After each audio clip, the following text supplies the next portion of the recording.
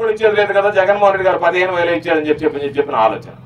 ఎందుకంటే మీకు తెలుసో తెలియదు, ఒక సినిమాలో బ్రహ్మానందం దగ్గరికి పోతారు, పోయి అయ్యా మేము పని చేసుకొచ్చామనంటే సరే పండు బ్రహ్మాండంగా చేశారు, మీ అందరికి 5,000 రూపాయలు జీతం పెంచారంటాడు. అయ్యా ఇప్పటికే ఇబ్బంది పడుతున్నాం, మళ్ళా నువ్వు జీతం పెంచితే మేము మళ్ళా కూటికి ఇబ్బంది పడతామా అంటే ఎవరైనా మీకు లెక్కలు తెలియదా అంటే లెక్కల్లో కాస్త వీక్ అయ్యా అంటాడు.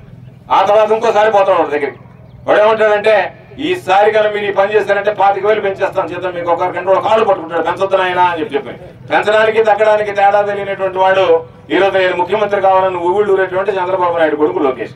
ఆ పిల్లవాడు ముగ్గురికి 15,000 లెక్కన 90,000 ఇచ్చేస్తానని చెప్పి మాట్లాడినటువంటి సందర్భం. అదేవిధంగా ఒక్కసారి చూసుకోండి చంద్రబాబు నాయుడు ఎట్టేటాడు. పాపం చంద్రబాబు నాయుడిని అరెస్ట్ చేశారు, జైల్లో పెట్టారు. పాపం అన్ని పత్రికలు రాశాయి 150 మంది చచ్చిపోయారు, 120 మంది చచ్చిపోయారు. అయ్యో చంద్రబాబు నాయుడికి అలిపిరిలో బాంబు పెడితే బాంబు పగిలితే ఏం జరిగింది అని అడిగితే చంద్రబాబు నాయుడికి బాంబు వేలిందంటే అక్కడ కాలు కంటే టీ కాసేవాడు టీ కాస్తా ఉన్నాడు, టీ తాగేవాడు అయ్యో పగిలిందా అన్నాడు తప్పడు, లేచి కూడా పోయి చూసినటువంటి సందర్భం లేదు పక్కన.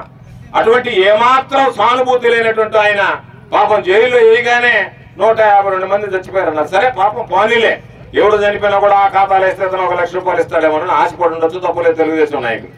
తీరా చూస్తే వాని ఆ డబ్బైనా ఇచ్చారనంటే ముగ్గురికి ఇచ్చారు, మంగళం పడేశారు. Madhavayya RR Home Depot.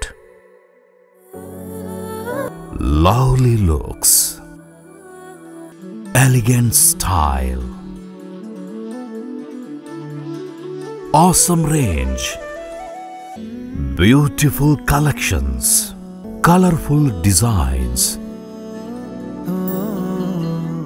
ultimate selection, stunning beauty.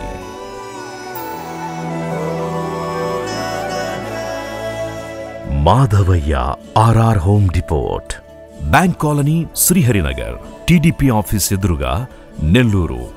ఇది బ్రాండ్ ప్రమోషన్ కాదు, బాండింగ్ రిలేషన్. మళ్ళీ ఎక్కడ దాన్ని ఊసేలేదు.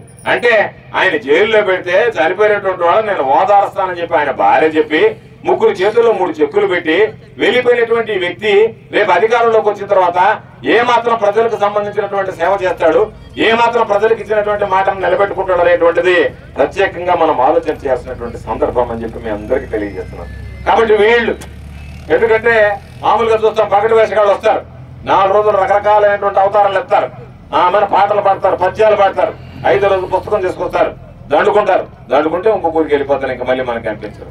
అదేవిధంగా ఎన్నికల సమయం స్టార్ట్ అయింది కాబట్టి ఓట్లు దండుకునే దానికి వచ్చేటువంటి ఈ పగటి వేషగాడు, దానిలోతో పాటు మన సోమిరెడ్డి పాపం నిన్నటి దాకా టికెట్ లేదు, నిన్న అందరు కలిసి టికెట్ లేదు అంటున్నారని నేనే పోటీ చేస్తాను సర్వేపల్లి నుంచి అని చెప్పి నేను ఆయన ప్రకటించే సంతోషం ఆయన ఉండాలని నేను కూడా కోరుకుంటున్నా. ఈరోజు ఒక్కసారి చూస్తే ఆయన మరి ఈ మధ్య క్వాడ్జంతా కొల్లగొట్టేస్తున్నారని చెప్పి సైదాపురం పోయాడు. సైదాపురం పోయి ఏం చెప్పాడు, ఇదంతా గోవర్ధన్ రెడ్డి చేస్తున్నాడు అని చెప్పాడు సైదాపురం. రైట్, బాగానే ఉంది. తెల్లవారి కల్లా 24 గంటల కల్లా సైదాపురంలో చలో సైదాపురం అని చెప్పి పోయినటువంటి నువ్వు ఎందుకు ఆగిపోయావు? నేను ఆ రోజు